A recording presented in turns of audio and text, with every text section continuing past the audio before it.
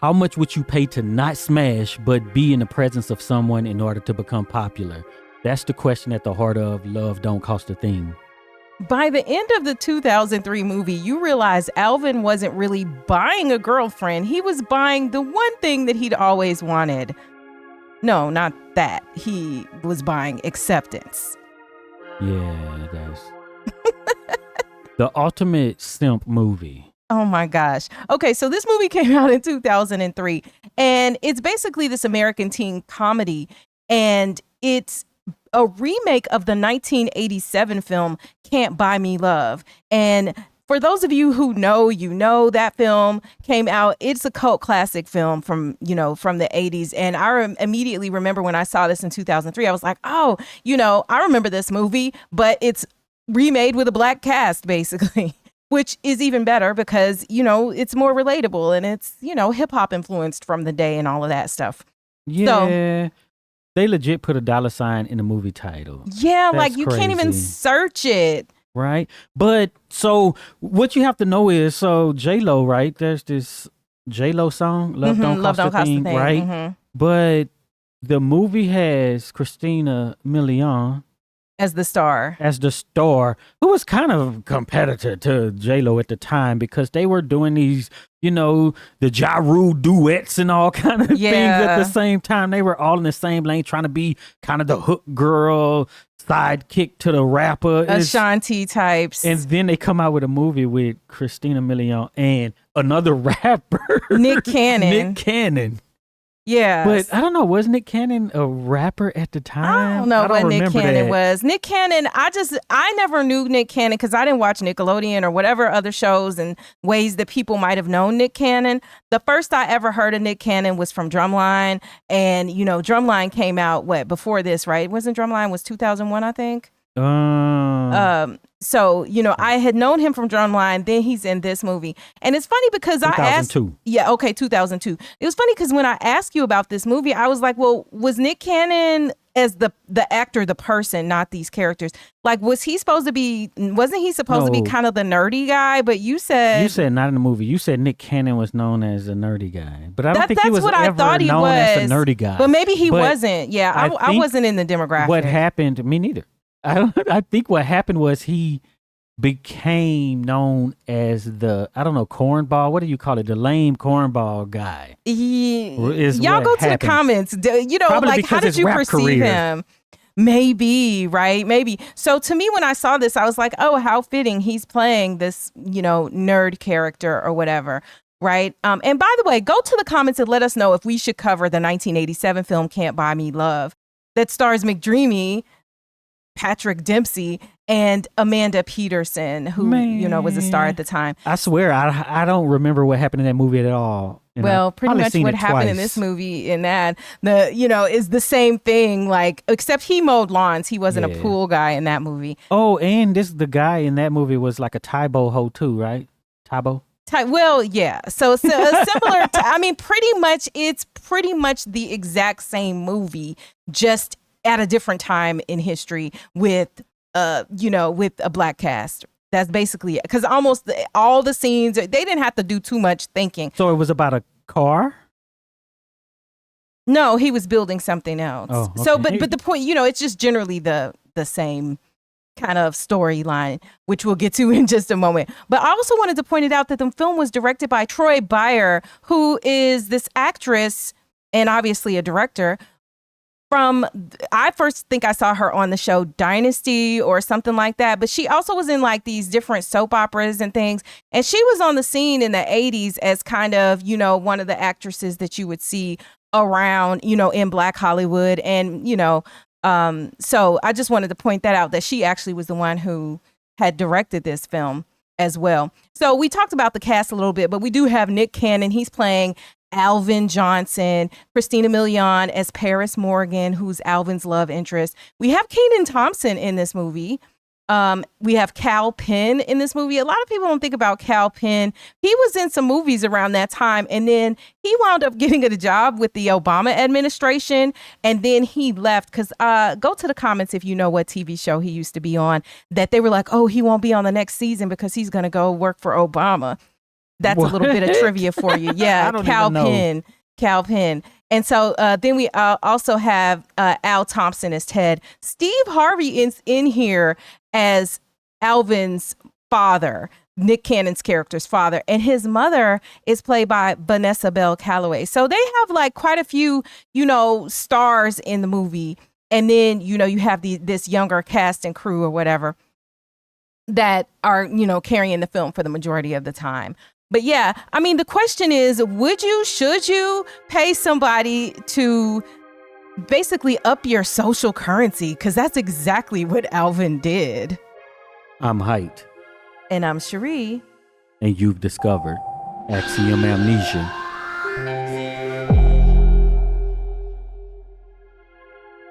We want to thank all of the supporters who helped to make this video possible. If you want your name to appear alongside these contributors, make a one-time donation via Cash App, or you can head on over to patreon.com/axiomamnesia to enjoy all of the benefits of becoming a monthly subscriber. The co-executive producers of this video are Mercer Panama and Kelvin Pollard, who requested this film through Axiom Amnesia's Deep Dive on Demand program that we'll tell you more about later.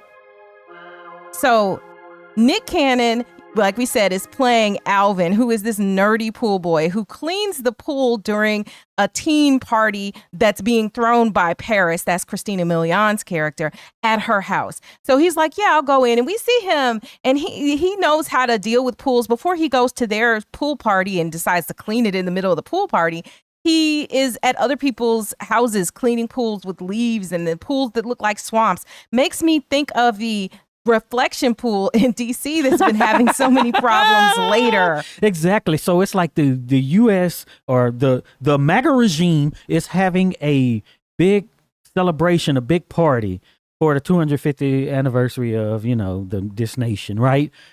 And the pool is towed up. So, but I'm thinking, why did Paris have this pool party and y'all didn't do the pool before? And if he's the pool boy and he regularly does it, why does the pool look like that? Even though it wasn't necessarily green and stuff, it had leaves. But one of the pools in the beginning looked all nasty and everything too. Yeah. So he knew what to do. He was testing it and how to do. They got some channels on YouTube where people like show you how they clean up tape pools that look disgusting, right? And somebody's swimming in them in like the next day. But at a black pool party, nobody's getting in the pool anyway. So you ain't getting that hair wet.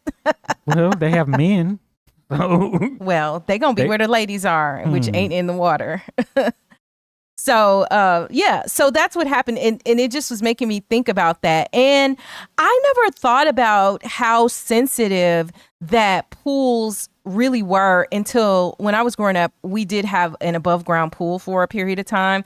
And it was like a science experiment. My mom was testing the water and, having to do all of this stuff and make sure that the water was right. And luckily our pool never looked disgusting like some of the pools that, we've seen, and certainly not like the reflection pool. Right. Then later in life, I maintained a reef. And then we definitely got a taste for kind of how that stuff works. He was a reefer. A reefer. Because we had this huge saltwater tank that we had fish and coral and all that stuff in.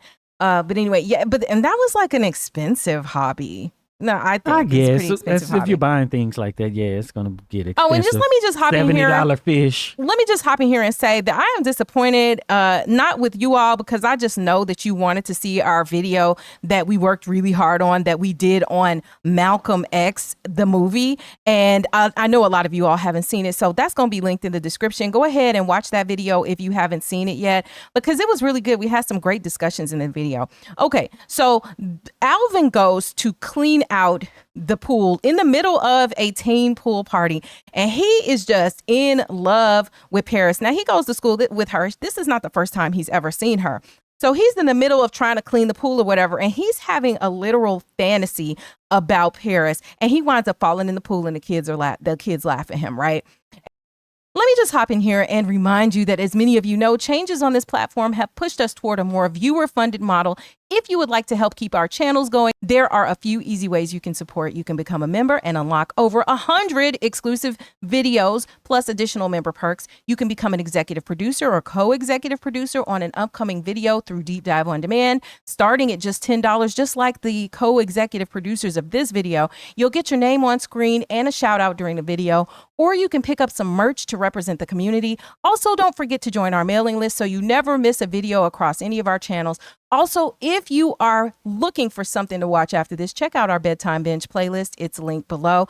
And it's full of videos that you may have missed, especially lately because we just haven't been getting any play from the YouTube folks and algorithm. You'll find links to all of these options in the description. And thank you so much for watching. Thank you for being here. And thanks for always helping us to keep these deep dives coming. The video is continuing, but we just wanted to say thanks. And so we also find out about Paris that her boyfriend is a professional basketball player in the NBA. And then she winds up seeing him on TV where when he's asked if he's got a girlfriend, he's like, you know, I'm a free agent and everything. So she's all pissed off by this and stuff because she's still in high school. He's now, you know, I guess he got drafted out of high school, you know, and didn't go to college because he was just such a good player. So Alvin has double entendre. Alvin has his nerdy friend group at school. And so that's the three of them. That's Kenan Thompson's character and another guy. And so he is with them, and the nerdy group, they talk about how they don't fit in, you know, and Paris is this it girl at school. And they also mention how they're in this contest to build this, you know, basically stuff related to building a car engine and stuff like that. And that he's made the national finals. So it's setting up everything that's going to happen next. So the nerds also, and I'm just casually calling them nerds, not as a pejorative, but they talk about how, you know, they don't fit in. There's this whole hallway that they're not even allowed to walk down the cool kids hallway or whatever. And one of them is like, yeah, Kenan Thompson's character is like, yeah, I'm gonna go down this hallway. He goes down there and he gets sent back and embarrassed in the process. So Alvin is also talking with his friends about how their life sucks. The cool kids are living the life they want to be living, and they're just settling for their life that sucks. They don't have any fun. So then we get to see the dynamic at home for Alvin. Steve Harvey and Vanessa Bell Calloway play his parents. And he also has a younger sister. So we find out that, look, Alvin is about his money. He is getting that bag. He has made $1,500 cleaning pools and doing his job. You know, whatever happened to the days? Look, do any of y'all's kids or, you know, kids who have like a paper route or clean pools or mow lawns? Because I feel like these kids ain't got no jobs anymore like, you know, kids back in the day. Are kids still mowing lawns? His father says that, you know, he's doing all this working, but all this working with no loving is going to make you go crazy. So the father is kind of like a player, but here he is nerdy. He's basically like an incel, you know, and he's concerned. The father is that his son isn't dating and whatever. And the truth is, honestly, Alvin can't get no date, you know, but they all of his nerdy friends, they like the girls. They like Paris. They like these women that they see. They just can't land them. Well, okay, these young ladies that they see, they just can't land them, right? Meanwhile, Paris's mother is going out of town, and this is just a bad setup. Paris's mother is going out of town, is leaving her with the car. She's like, now don't be driving my car. And you already know that's going to be the first thing the teen does as soon as the parent pulls off. But she doesn't listen, but she doesn't want Paris driving the car because she's not on the car insurance. Okay, now it's time for one of our little discussions. All right, so when I was a teen in high school, there was a point where I had been so responsible that my parents were willing to leave me and sometimes my younger sister, who was 4 years younger than me, at home. By this point, I was probably like a senior in high school. They were going off to a conference or something like that. And so, you know, I got to stay home. And my mom, one time when she went out of town, she was like, I don't want you using my car. Now, I was like, of course I won't use your car.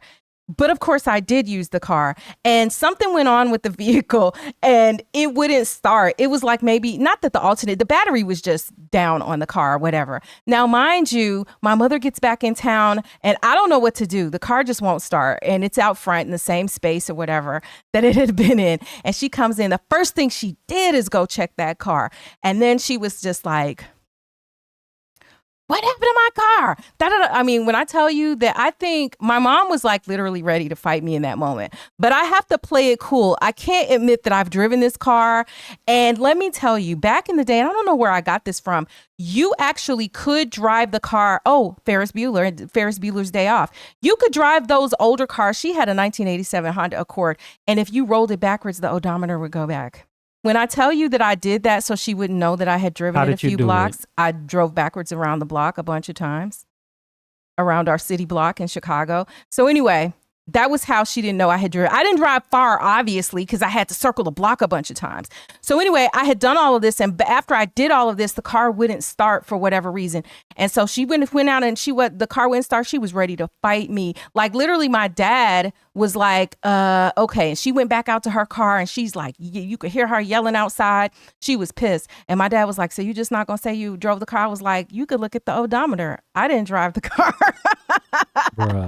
Man, I was holding to that because I knew I was going to be in big trouble. Anyway, long story short, it was just the car needed a jump or whatever. But, you know, I ain't had a mechanics and all of that to be dealing with that in that moment.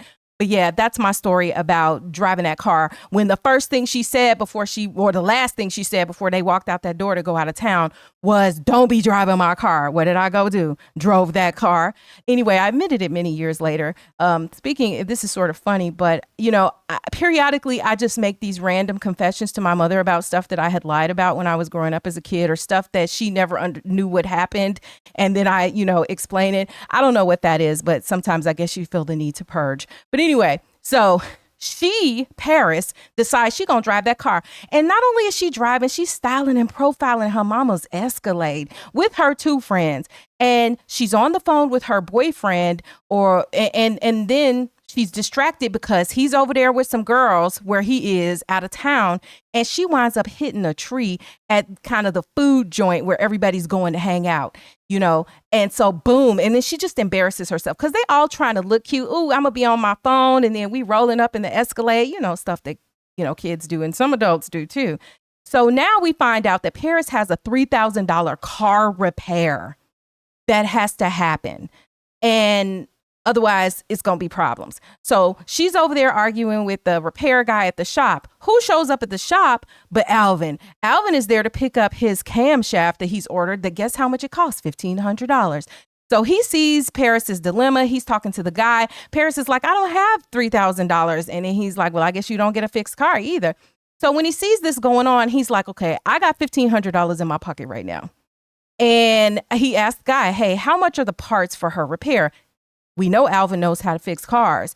So the guy says, oh, it's $1,500. Now we have a dilemma. So, of course, Alvin goes over to Paris and he's like, hey, I could fix your car for $1,500 by Monday. Because that was the other thing, is that it was going to take some time to order the part, get everything in and have everything fixed at the shop. And he was talking about, way longer. Her mother would have been home by then. She needs to be able to have the car fixed by the time her mother comes home. So he says, I'm going to give you all the money I got in my pocket, $1,500. I'm going to spend that. But you got to do this one thing. You got to pretend to be my girlfriend. And they agree on a time period of 2 weeks to make him popular. And Paris is over a barrel. She's desperate. So she agrees to make it happen. Okay, y'all go to the comments. Guys, would you have spent your hard-earned money with your college dreams and winning this contest, the $1,500? Would you have spent it to get a date with the coolest, most beautiful girl in school so that you could become popular? Would you have gave up that money? To become popular? Well, to be, to just be in with the in crowd. Assuming that you weren't, because I'm sure everybody in the comments was just the most popular person. But so first, I didn't have money, so I definitely wouldn't. So if you earned it, but you didn't have money, but you earned money. You had your job. You was mowing lawns and doing stuff. I was not mowing lawns in high school. Okay, well, would you take it? I'm saying, like, why would I spend $1,500 if I barely have $1,500? No. Would you spend any amount? Would you spend $500? No. That's just crazy, but. I can see is plausible. It depends what you get out of, that attention, because that's really what you're paying for, attention, clout, or whatever, right? So I pay Google and Facebook, right? Mm-hmm. In digital marketing. I taught digital marketing, right? But Nowadays, you just do some influencer marketing and some sponsorships. So it's basically the same thing. And I ain't gonna say no names, but I think some influencers recently just got together acting like they was together to basically up each other's acting profiles, like they had a relationship, possibly, for attention. Yeah. So, So I mean, $1,500. It's it plausible. Depends. What do you get out of that $1,500? What I liked about this story is that he understood up front, because he was like, I ain't trying to do nothing with you and nothing like that. Even though he did like her that way, he said, I just want the clout. Basically, I would have been like, so I'll pay you the $1,500. We act like we together, but I get to smash too. You want her to prostitute herself? Well, the going rate. $40, $20. But like $1,500 for 2 weeks, like that's $750 a week. That's a lot of money. If you've ever watched one of our videos and said, y'all need to cover this movie next, this is your chance to make it happen. There are 2 ways to participate in our Deep Dive on Demand program. As a sole executive producer, you'll receive exclusive on-screen executive producer credit, a shout out during the video, and best of all, you can choose any movie you'd like us to cover. As a co-executive producer, you'll also receive on-screen credit and a shout out, but you'll share the credit with other co-executive producers, and you'll choose from our select list of films. Also, for a limited time, we are offering 2 special bundles. Our co-executive producer bundle, including 3 co-executive producer credits for just $25, a savings of $5 since they're regular $10 each, or choose our executive producer bundle for just $75 and receive everything included with the sole executive producer credit, plus you're going to get 3 co-executive producer credits at the same time. That's a $30 added value. This is a fun way to support the channel, get your name in our videos, and help shape what we cover next. You'll find links to all of the producer options and bundles in the description below. It is. That's why you should get to smash. Well, and so this is another question. They're selling it for cheaper. Well, this is another question I would have for the time is that, was she doing that with her boyfriend too, right? Because was that part, I mean, of course, any dude that's probably going to get drafted into the NBA is just going to be for the streets. But was that another complication of their relationship, was the fact that maybe she was a virgin or something like that, you know? And he wanted to be in the streets. I don't know. He left. Well, yeah, he left. But my point is, what are you gonna do? Was it that she also hadn't done anything? Does it even matter? Because they're not even together. If they did do something, he off somewhere else with women. Well, right. So they agree that they're going to make this deal. I think it's such a wild thing. But if I had to work that hard, I can't imagine giving up that cash like that. No. Well, so one of the things was that the memories, like they explained, for a lifetime. You know, you get to do all this stuff, but you never get to relive your senior year, right? So is that those memories and stuff worth $1,500? If you are 17, 18, you may not know that. So the fact that they knew it is kind of interesting because grown writers, you know what I'm saying? But just that idea that for the rest of your life, you can't go back and re-experience your senior year in high school. Yeah, so he's like, I want to have as much fun as I can have, and I'm willing to give up what I thought was important, which was winning this contest and needing this part to do it. I don't understand that, because I think that's what they're really into and what's fun to them. So, but I guess there's other things. But if I like to, you know, build things, make things, fix cars, then that's what... That's what you get enjoyment out of high school. Yeah. So, but really, it really happens to everybody. Once you get the opportunity to start going to the bars, to the clubs and stuff, then that just consumes. I mean, you see all those people who showed up at, you know, like Studio 54 back in the day. Well, what is interesting is because, you know, like between high school and college also, you'll get maybe sometimes a change in your social group. And one of the things I realized was how the perception of your social group and who you know, the people you're associated with, how that affects other people. Suddenly you just become popular because of groups that you're involved with, which I found, you know, that happened to me more so in college, but I found like that was a very interesting dynamic. So if you're young and you just happen upon this video, that club and stuff is a waste of time. When you get older, then you have the opposite mind of, you know, Alvin in this film, and the whole fun thing and partying and drinking and hanging out with whatever they were trying to do to, quote, have fun. you're going to be like, dang, I had fun. But if you overdo it, then you're going to be like, yeah, but I wasted a bunch of time when I could have been doing more productive things. Mm-hmm. You know, right? Balance to all things. Exactly. So it's kind of like, I was in the military, right? And then a lot of times what people spent their time doing was just all the time you had off clubbing and partying, right? So, I spent most of the time in California, and people didn't just go around California and experience the things there because it was just so. Then once you get out and you go back to wherever you're from, to, I don't know, the middle of Indiana, then you missed out all these opportunities because you just wanted to party and drink and try to smash. And then, but in some places, like, that's all there is to do, like the entertainment, the nightlife, the not fun things. I hear about that a lot with small towns. And then the reason why the youth don't want to come back after college, or why people leave and all of that stuff, if you just don't have anything to do. Yeah, but even still, it's like when you go different places, depending where you are, it's like if you want to leave, it's not because there aren't any museums there. You know what I'm saying? Yeah. The places where you're from, you're probably not spending your time. You're just familiar and you just want something different. Yeah. So, yeah. So we have them agreeing to do this. They go ahead and do it. Alvin fixes the car before Paris's mother returns. It's so amazing. Everything's perfect for her. How did he get the parts instead of the shop?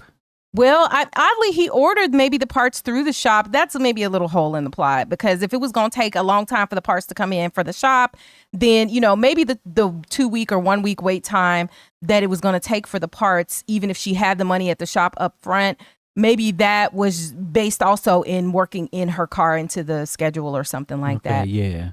But he was like, hey, look, I'll work day and night just to get close to this girl and, to do this for her so that I can get my clout. So they meet before school the first day so that they can. So it really wasn't just $1,500. It's $1,500 plus his labor. Oh yeah, but he gave the labor for free. But yes, and it was $3,000 was what the experienced shop was going to charge. Of course, that includes their overhead, et cetera, et cetera. So you could argue about how much his labor should have reasonably been, however he fixed it at his crib. But yeah, so they meet before school so that they can get their story together or whatever, because he ain't never been on the cool kids hall, and now he is being seen with the most popular girl in school. She fixes his clothes to try to make him look a little bit more acceptable and stuff. The cool kids do not want to accept him when he rolls up. They like, Paris, who is this you done brought up in our midst? And he simply just doesn't have enough social currency to even carry it. They know he's from the nerd group and they don't want him around. But guess what? Paris has enough social currency to carry Alvin, the nerdy guy, without too much flack. He's not going to get beat up for being with her right then. She's making sure that, that's the case. So Alvin tells his friends like, ooh, look, I'm hanging with Paris now. They're like, what? For real? Introduce us. Because, just like in any other scenario, you want to have, the people, it's all in who you know. If they have access and that's your friend, then maybe you could get access too, right? But it doesn't take long for Alvin to just literally turn to trash. And we're going to see with the stuff that he does. So Paris's friends are giving her a hard time for hanging with Alvin. And they think that Drew, that's her boyfriend, they think Drew, since he has money, that he paid for the car accident. They have no idea how Paris had to basically pour herself out in order to be able to get the car fixed. So Paris invites Alvin on a date to the game. They go to the game. And Paris is a cheerleader at the game and whatnot. But in addition, Alvin has also been practicing his dance moves because he knows eventually he's going to have to dance. And so he's looking at dance moves at first, but then the sister changes his tape that he's watching. And then he mistakenly thinks that this aerobics is the actual dance thing.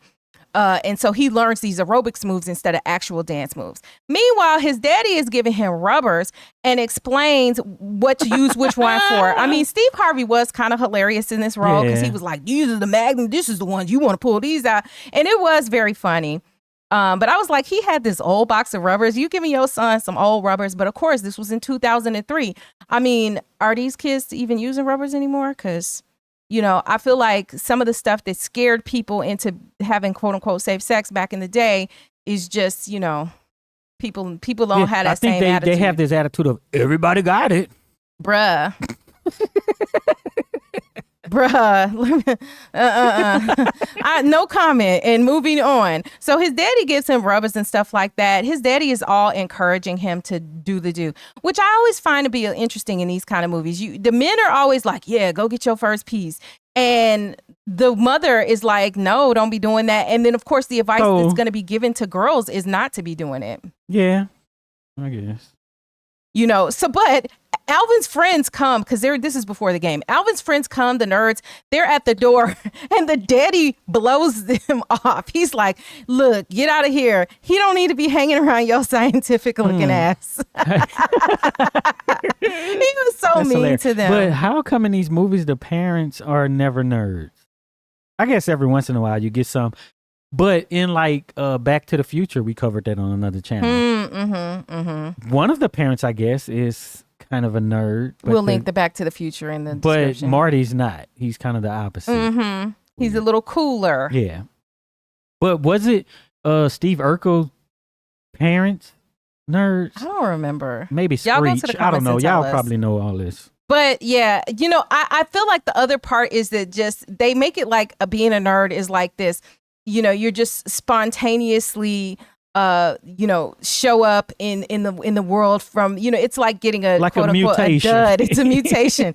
Everybody's cool, and then you wind up with a nerd. But yeah, so they want to go out. They're trying to get their piece of his social, you know, his profile being raised. They want their piece of that. Plus, this is their friend, and so Alvin shows up at Paris's house with roses and stuff like that, and she's like, "Look. Don't be bringing those roses. If a girl sees a guy being too nice, she tells them they're gonna think he's a pushover. And she's like, you know, you need to toughen up. Bro, why was they showing? Did that happen in the original?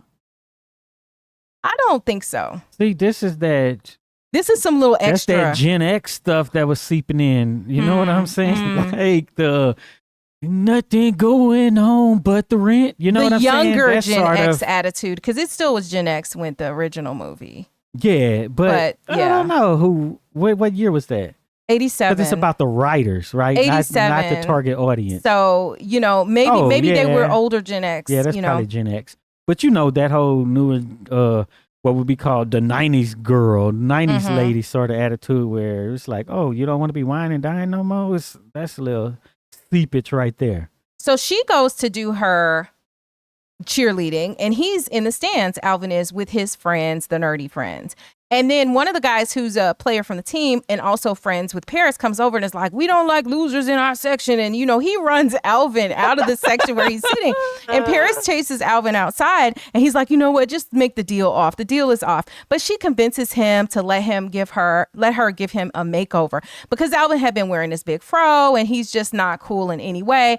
But Alvin reemerges as the cool guy. He's dressed well. He's got twists in his hair. She done dropped a lot of money on him to get him all of the name brands. Okay, there's an obsession with Sean John at this point in history. And also in this movie, they mentioned Sean John. I don't know if there was a paid advertisement. I'm pretty sure it was. But they mentioned Sean John just like a bajillion times. And it had Fat Farm in the background. That did not age well, I'm telling you. So.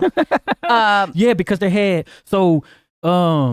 what's his name? Walter, right? Kenan Thompson's character. He had some fake Sean Johns in the beginning. And when he went out there into the cool hall, he was, to try to get some clout, he turned around and showed the stitched on logo on his ass. Sean John did it, right? And then the guy was like, is that some sort of gay surrender? I ain't no homo thug.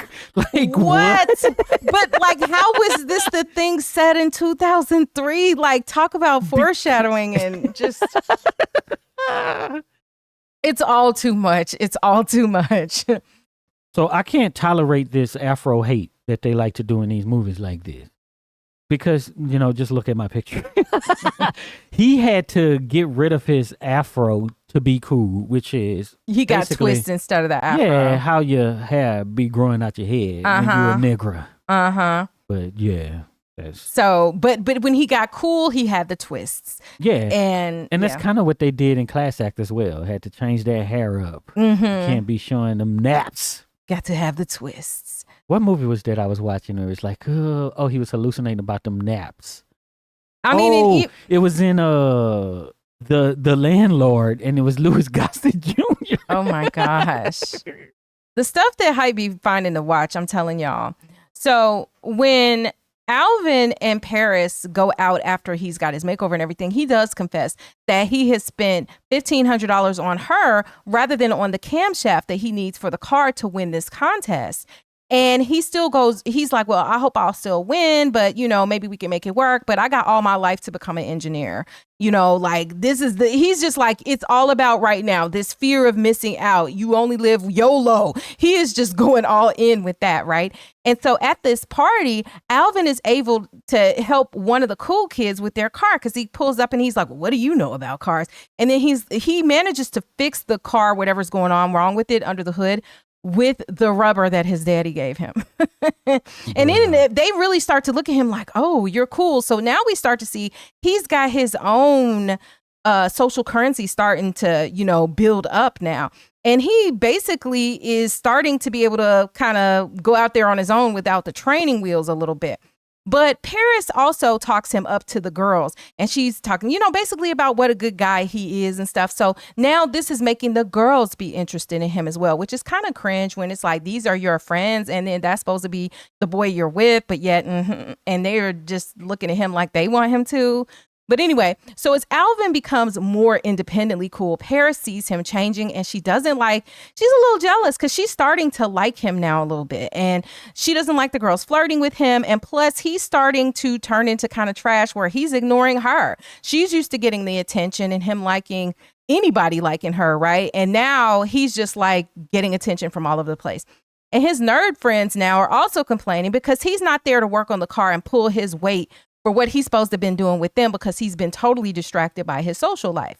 So then we find out that Paris is like a songwriter, spoken word artist, and da-da-da. And so she starts playing the guitar. And then Alvin is reading the words that she has written and stuff like that.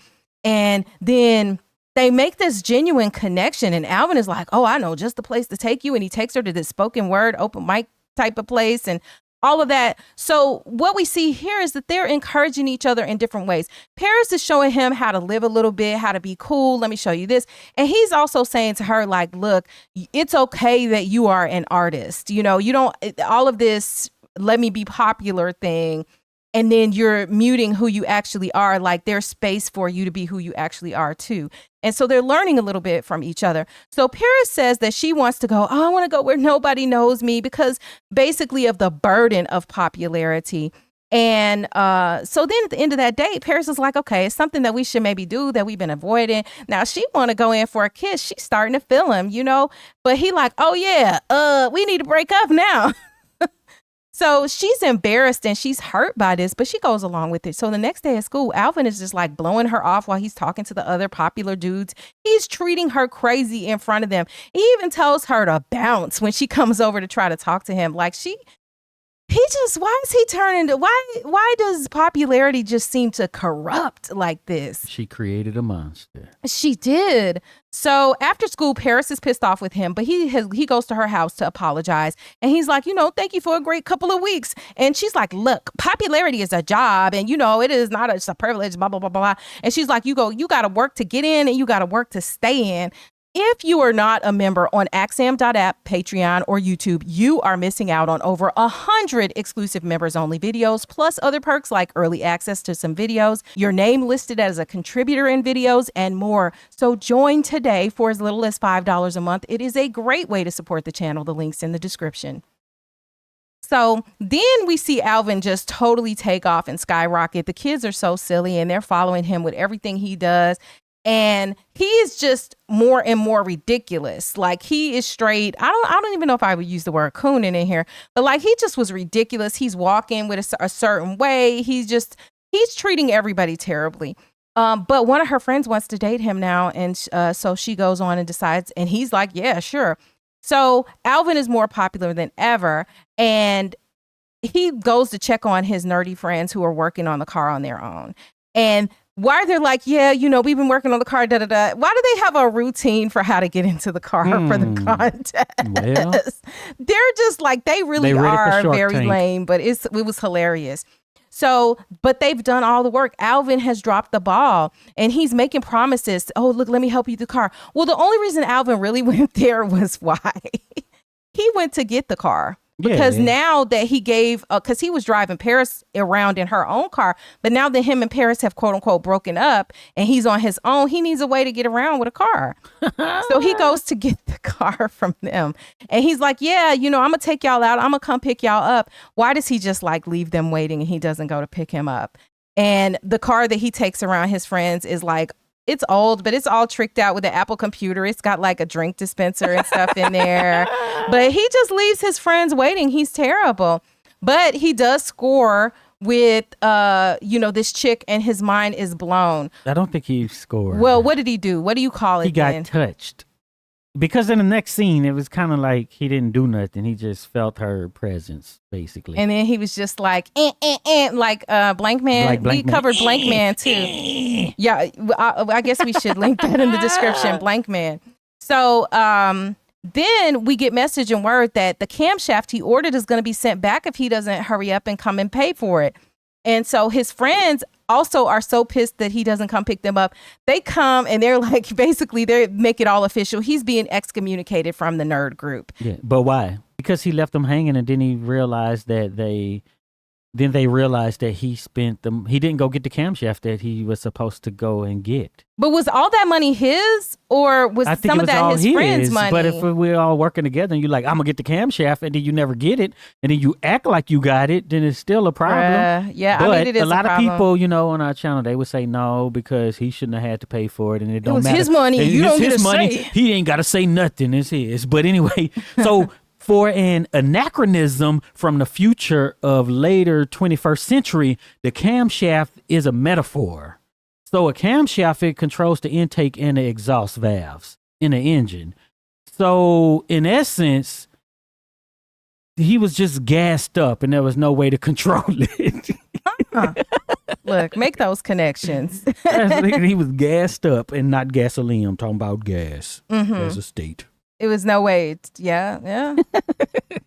So Paris's friend, lets Paris know that, hey, I'm hooking up with Alvin. I'm with him now, basically, or she's connecting with him at least that way. And at the same time, Alvin's sister is telling the parents that, look, Alvin paid for that girl. He bought a girlfriend. He did not buy that part for his car. And they're like, wait a minute, what? Our son is so responsible. What you mean? So then next scene is this beach party. And the girls are just falling all over Alvin. And Paris goes to talk to Alvin. And she's like, maybe we should just hang out as friends. But he acting like he's so popular and she's not even popular anymore. And he talks crazy to her and stuff like that. And she's like, what? You talking crazy to me. I made you. And so then next we see Alvin busting out with his aerobics dance moves that are nothing like any kind of dance moves anybody's ever seen. And the kids know this, but then they're such followers that they all start doing the silly aerobics moves as if it's a dance. And then, we made the connection that it kind of reminds you of like line dances and all of these ones that people make up. Somebody just busts out and does a dance and gets a fan, and then boom, we have, that's all it really takes. And this happened, well, first, because it happens in the 1987 movie too. But in 2003, we've seen this happen, and it's pretty much how it goes in line dances. So Alvin is back off somewhere kissing on a girl, and he's reciting the lyrics that Paris had written. It was Reagan Gomez Preston. Yeah, Reagan Gomez Preston. And reciting the lyrics that Paris has written like as if they're his own, which is just, an artistic thief is just, AI. So meanwhile, Drew, the boyfriend, Paris's boyfriend, shows up at the beach party. And then the cool guys are telling Drew, like, Paris been with this other dude. And then he like, who? What? Not my chick, or whatever. So Alvin is all mad, and Alvin breaks up with her publicly in front of everybody. And Paris is like, wait, no, baby, don't leave me. And so she goes to try to get Alvin to tell what the deal was to Drew so that he won't break up with her. But Alvin is like, man, get out of my face. He's saving face. What did he say? Can't you see he said something crazy. Just, So I'm like, I'm with one of these skazers. I'm with one of these chicks, get out of my face. And he's like, and he denies that he paid her too. And so when she realizes it, she's pissed. And so she just busts him out in front of everybody after he refuses to tell, because she's upset in this moment. And so then everybody now knows that he paid for access to them. Drew goes and loses all of his social currency, like literally in that moment. You see him sitting on a bus stop by himself at the end. They won't even get a boy ride home. So next we see Alvin's daddy goes and get the camshaft for him, and the father explains, like, look, I was a cool dude. Now, his father is a blue collar worker who, you know, like maybe he's a mechanic or something because he has his name on his shirt. So he works in some place like that, kind of the way that maybe a mechanic would have his name on the shirt. And he's like, look, I was a cool dude, but I didn't have your brains and I didn't have your potential and whatever. And he said, maybe I was always a little bit jealous of you, but I was always proud of you. And, you know, we just knew that you would be something. And so Alvin goes on, he rebuilds his engine, does all the stuff that needs to get done and whatever. And he's trying to finish in the nick of time in order for the contest to still take place. But his friends are still mad at him, even though he finishes the engine and does all of this stuff. But then he takes and puts the work he had into their car, you know, into the vehicle that they had, that they were working on. So he's made a sacrifice for his friends because they were still upset with him and because it just was the right thing to do after he had dissed them. So then there was this confrontation that happens at the next basketball game when one of the cool basketball players tells the nerds, get out of our section of the bleachers or whatever. And then Alvin stands up and he's trying to earn the slow clap, basically. He stands up and he's like, you know, and he just defends them. And he's like, I did everything trying to be your friend. I wanted to be like y'all, you know, and stuff like that. And then the crowd is clapping. And then the nerdy friends realize that he stood up for them. So they forgive him or whatever. And now the nerds have cheerleaders sitting next to them and like, you know, so everybody, now there's not this social hierarchy that existed before. The nerds have cheerleaders with them and all that. And so Alvin turns and he leaves the gym and Paris chases him outside. And Drew is chasing her as she's chasing him. And she's like, man, I'm on to the next. She ain't trying to hear from Drew. But Paris goes up to Alvin and she's like, you know, I've been fronting about who I am for the longest time, as long as I can remember and whatever. And then they make up at the end of this movie. They kiss and they laugh. So we know they're going to be a couple at least for the rest of, I guess, senior year or whatever year they're in. And that's the end of the movie. Until he goes off to MIT and then he finds some other chicks just like Drew. Basically. And that's how the movie ends. But like every other movie that exists, this movie is toxic. It took his ego getting deflated for him to come to his senses, basically. And what's so funny is I was talking about this with one of the commenters on a previous video. We were talking about rom-coms, and her comment was that like, oh, you know, it's nothing, tons and tons of videos of people talking about how the rom-coms are all toxic. And I was telling her, I say, you know, I love a good rom-com, but my thing is it's just as much of fantasy as like a superhero movie. I don't look at it like this is, you know, this is advice for life. This is a total fantasy movie, and nobody looks at superhero movies. They're not talking about how the Marvel universe is toxic and, you know, all of that. So why do we do that with rom-coms? I don't know, but that was a really good exchange. Yeah. But we just like to apply it to certain things depending on what's your prevailing issue, right? So everybody have their issue that they just get behind, and then for a lot of people, it's basically misogyny and patriarchy and that sort of a thing, right? So then the rom-com is just ripe for that sort of for the issues to pop up, right? But I think you could look at me, if I could take this approach with every single movie and point out like the message, quote, message in the movie is wrong. It's toxic. It's terrible. But yeah, I just don't. But I also say the message is based on this individual's person's desire. And if we actually say that it's okay for people to desire whatever they desire, hey, it's okay for me to desire if I want to be, you know, if I desire to have a long-term relationship, and it's okay to me that I want to be single. It's okay that I want to be whatever way I want to be. Then I think just logically we have to step back and not be like, this movie is telling us to do blah, blah, blah, you know. But movies are made to a lot of times for that, especially in our community, right?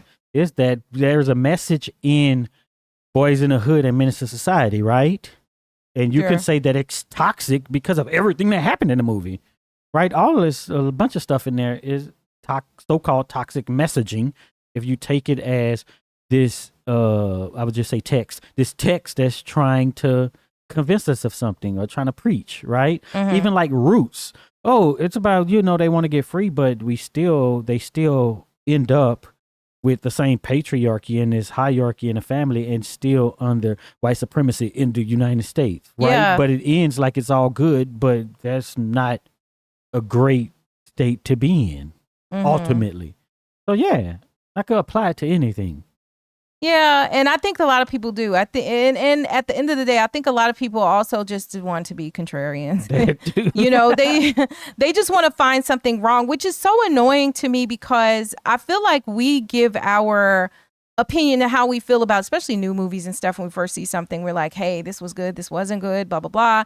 But we give our opinion, and then somebody's like, you just want to tear down this movie, you just want to tear down black filmmakers, you just want to tear down movies that are nostalgic. Yeah, so the thing is, I think people come across our channel and they don't know that we do movies, because what happens is you have people who do movies. We cover all movies and, talk about it all the time. But then there are times when people, they talk about everything else, gossip, and then they just jump out and be like, let me tell you about Sinners. Yeah. And it was, and then viewers just put you in the category of that because, that's just. They're just going to hop on like every bandwagon. Right. And then the viewers just think that's you. So if you come across somebody who say, this movie wasn't good, you think it's just the slop creators who just talk about everything. So there, that's the attitude. But what I like about this movie is it was just a cute little movie, and it's supposed to make young people who look at it think about the cost of just, the shallowness. But I don't think the message really hit home because we are more shallow as a society than we've ever been before. Now, my gosh, because this was before social media was big. And all of that. And hell, if you thought these kids were living the fantasy just in the hallway at high school, now you got the whole online presence to contend with. Yeah. But I think the message did hit home, right? Just like a lot of the message, but whether or not you can and will be able to overcome those forces in society is something totally different. Like everybody, I'm pretty sure, well, let's say most people got the message of Roots when it aired in the 70s. You know what I'm saying? Yeah. And then we still ended up over here because of what was set out centuries ago for things to go, right? When you have aristocrats who set up a government so that they can maintain power over the so-called lesser people, then this is always going to be where it ended up. Yeah. It just makes me think of late stage capitalism for some reason. Late stage. Just kind of that all roads into destruction in the end.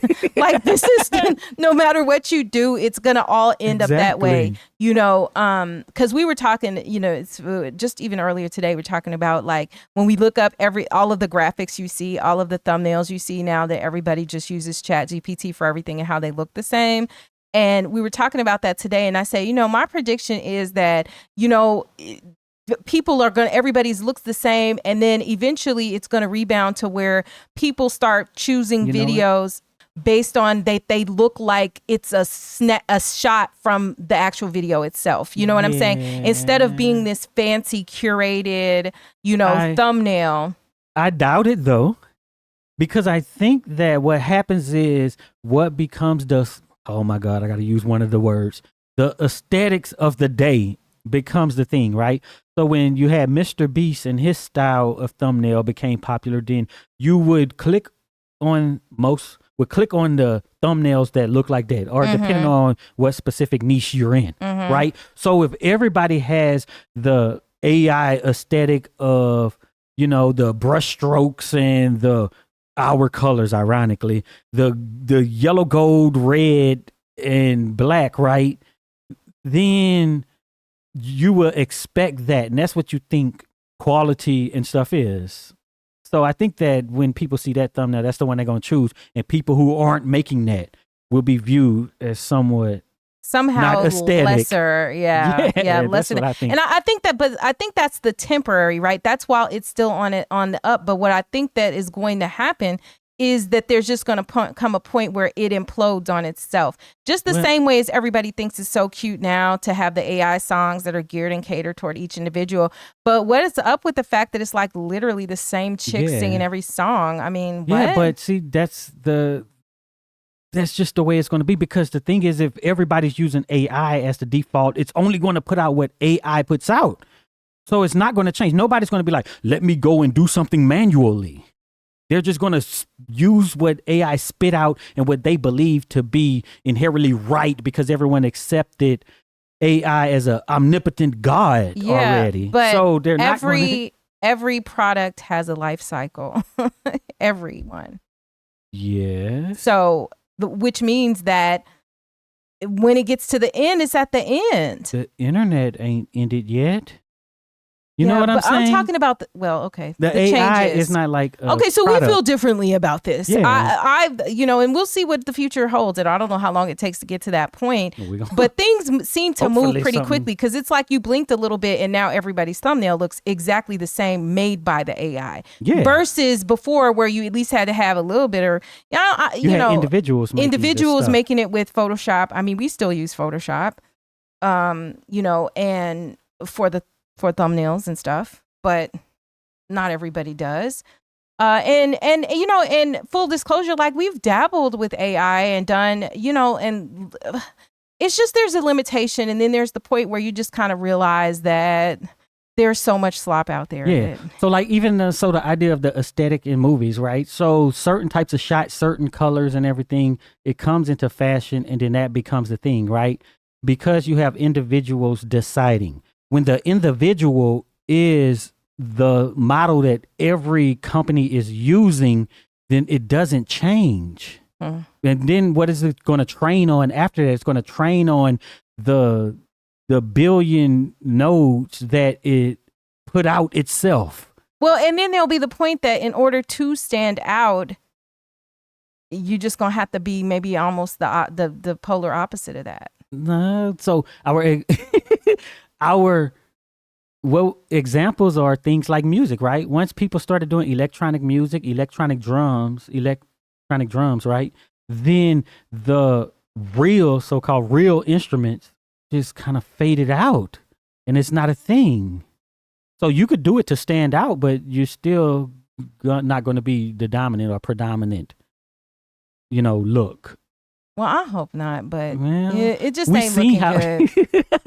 I'm just a super pessimist when it comes to a lot of things, because even with the homogenization of music and media, I kind of talked about this, 15 years ago, about how, the market, when I say the market, I mean the people who control it, wanted things to be the same, homogenous. They want us all to talk the same, wear the same things. And then when I say that, black, white, whatever culture, and genders, right? So if I could sell the same bag to a woman and a man, then I don't have to worry about it, right? And then I can double my thing, right? So that happened with music. If we just take hip hop music, we used to have our own regions. We had our own slangs within the regions, but then that was all homogenized to basically be one style, right? So then when you throw in and then, that bleeds into the other genres. And then when you take AI into it, then it really furthers it, because everybody's putting out that same one product. And then eventually it'll just be one song.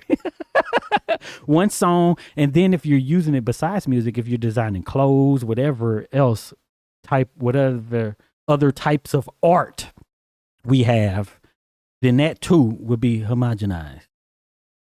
So we already seen it happen. Well, that's why I don't think it's going to go in the reverse, but wishful thinking, maybe. Hopefully, I've been hoping for it for a long time. The way things are flooded, I don't even know what to say anymore. It's just, which is a whole nother I think that this has directly contributed to one of the reasons why, we have kind of had to change our model here, right? And turn more to our viewers to kind of, kind of have the NPR approach. Hey, this is viewer funded, because there's just such the market itself has just been flooded with things that on the surface may look like they're the same, but they're actually not. And it's so annoying. The worst thing is to get into like a video where you realize that the person, like ChatGPT, has written the script. Oh yeah. And it's just not making any sense, But it's just an intro over and over and over. Yeah, that's the telltale sign. And then for those of you who are like, yeah, and the M dashes, okay, first of all, as a person who loves, first of all, I'm, a writer. So I love the M dash, always had. And then for that to be the indicator of AI is just disgusting to me. Like, I just want to go sometimes like, you people ruin everything. Yeah. You ruin everything. You ruin the definition of amazing words. You just ruin everything. Yeah, we have these definites, right? It's if this, then this, and there's no other nuance. Well, you got to have it like that because people don't know how to think. Yeah. They don't know how to think, assess, and then, rinse and repeat it. They just need something that is a paint by numbers, color by numbers. And you're making a YouTube video, say this. If you're making a video where you're assessing a movie, then just say everything is a horror. This is really a horror, Yeah. So that contributes to the homogenization too. If it's like, hey, I can't do an M dash, then now when I write, I can't do an M dash. If we use the colors we have, now I got to change from these colors. It's like, it's like taking the seasoning out of things. Oh, go ahead and cook your meal, but you can't use salt. Go ahead and cook your meal, but you can't use onions. You're taking all of the stuff that's taking the flavor away. If you use onions, then that means that you are not a real chef. Yeah, real chefs don't use onions. Because ChatGPT use onions all the time. But the reality is anytime that you can do that, if this, then that, this paint by numbers sort of a way, just the same way as, how you see people will say, oh, this movie was really a horror, but then the movie we know is not in the horror genre.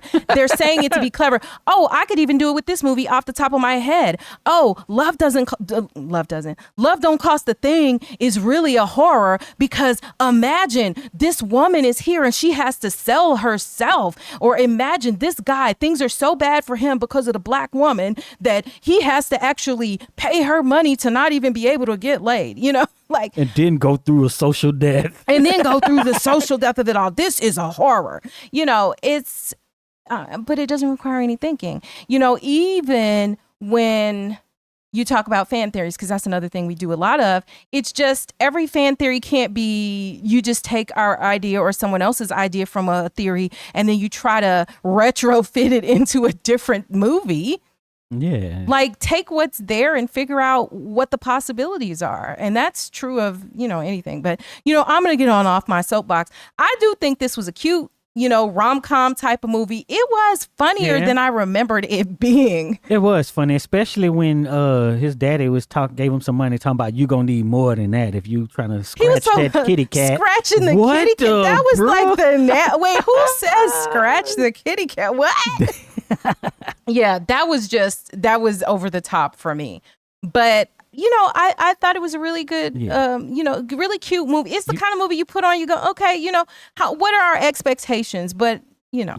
You know what I was thinking when I was watching this? Steve Harvey, when did he just stop being in movies? Was it after once he started hosting everything? I think it's after Think Like a Man. And then it's like, you don't have to go out, you don't have to audition, and you hosting and have your show, and then you just got your income coming in, and he's just not a movie guy no more, even though he's a comedian. I think like a lot of them, they don't even do stand up no more. It's just like, I'm okay. Once you get that check coming because who was that you were listening to where the guy said, I spent basically 4 hours of my life? Oh, Young MC. He wrote Funky Cold Medina and some other songs and, Bust a Move.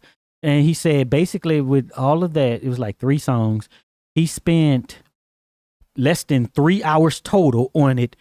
And that's been 80% of his income since whenever. Crazy. Like if that's all the time you spend, look, and if you're not greedy, you just go, I'm just set then. I don't need to look, I don't need to tour. I don't need to, do all of these things. But right, because he probably makes more than most of us in a year off of his royalties. Just sit back and Publishing chill. Probably, yeah. Just sit back and chill. So, hey, I ain't gonna knock his hustle. If that's how it turned out for you, I'm glad that it did. That's why I don't like when they're like celebrities or music artists. I'll just say music artists, writers. They're broke. No, that's twisting what broke means. Yeah. They still have more than we have. And they have what Alvin didn't have. They have their name and likeness that has value. That has a value. Because even if you don't have any actual spendable cash, if you got a good name, hey, Tina Turner understood that. By the way, we covered what's love got to do with it as well. That can be linked in the description. If you have a name, get on Instagram. I'm so and so and blah blah. Hey company, pay me. I'll show whatever. It has a 100, 200,000. You could get 100, 200,000 depending on your celebrity. I could promote this to whoever for a couple $1,000s. Yes, indeed. Yeah, to be like JD's broke, bro. Come on. Yes, indeed. But I do want to thank our co-executive producers, Mercer Panama and Kelvin Pollard, who helped to make this video happen. Y'all go to the comments and thank them for this video. If you made it this far, type kitty cat in the comments so we'll know you're one of the real ones who stick around to the end. And be sure to check out one of the videos that's on the screen right now. And also be sure to visit axiom.app where you'll find all of our recent videos in one place with links to them back on YouTube so you can watch them here.